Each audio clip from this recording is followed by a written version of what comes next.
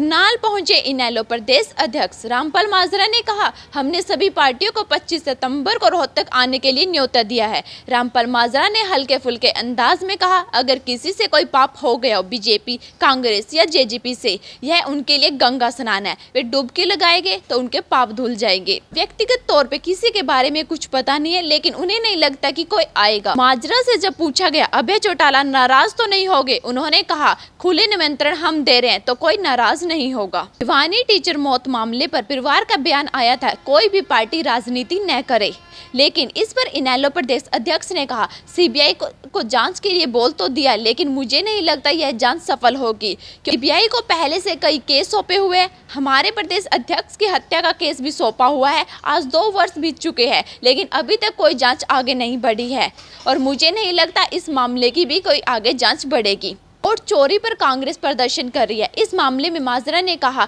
उल्टा चोर कोतवाल को डांटे। उन्होंने कहा, वोट चोरी तो आज जो कांग्रेस के युवा प्रदेश अध्यक्ष है, उनके पिता श्री सुखबीर कटारिया ने की थी, जिनका मामला हाईकोर्ट तक चला था। कांग्रेस पार्टी में बहुत से ऐसे नेता हैं जो बॉक्स वोट के माध्यम से ही नेता बने थे। जहाँ तक सीबीआई जांच का भी सवाल है, चलो दे तो दी, परंतु सीबीआई ने पहले कौन सी जांच पड़ताल पूरी कर ली अपनी, जो उनको पहले से केस कई सौंपे हुए हैं।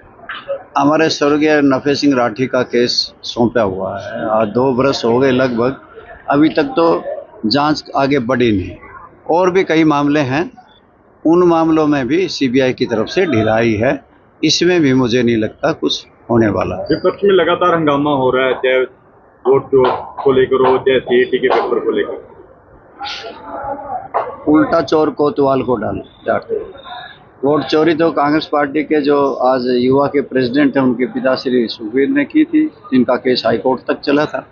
और कांग्रेस पार्टी के बहुत से ऐसे दिग्गज हैं जो बोगस वोट बना करके बने हुए, कई बार बने हैं, बहुत बार स्क्रूटनाइज करा गया, बहुत विरोध हमने किया, बार बार किया, और बहुत बार इन्होंने तो मेरे ख्याल में मामिन राज्यपाल का पद का भी बहुत बार दुरुपयोग किया है। बनी बनाई सरकारें डिगा दी, बहुत सी डिसॉल्व करी, बहुत बार जो डेमोक्रेटिक वे से प्रजातांत्रिक तरीके से चुनी सरकारें गिराई हैं।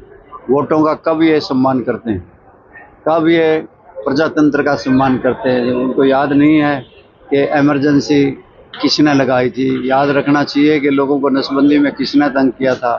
याद रखना चाहिए इमरजेंसी में किस प्रकार से इन्होंने बड़े बड़े नेताओं को जेलों में बंद कर दिया था।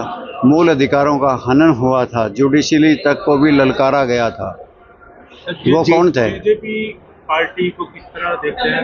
अन्य पार्टियों को भी आप न्योता दे रहे हैं। उनको भी दिया है, आपने सुना नहीं? मैंने सभी दलों को दिया है। आएंगे दुष्यंत चौटाला? अगर आते हैं, मैंने ये भी कहा, किसी से कोई पाप हो गया हो, बीजेपी से, कांग्रेस से, लोकदल से, ये गंगा स्नान है, अगर वो डुबकी लगा लेंगे तो पाप धुल भी जाएंगे। मुझे उनके बारे में व्यक्तिगत तौर से किसी के बारे में पता नहीं, और ना ही मुझे लगता कि कोई इस तरह से आएगा। अभय चौटाला जी नाराज तो नहीं होंगे कि अगर कोई आ जाएगा? नहीं, ऐसी कोई बात नहीं। जब खुले निमंत्रण हम दे रहे हैं, कोई आएगा तो अच्छी बात है।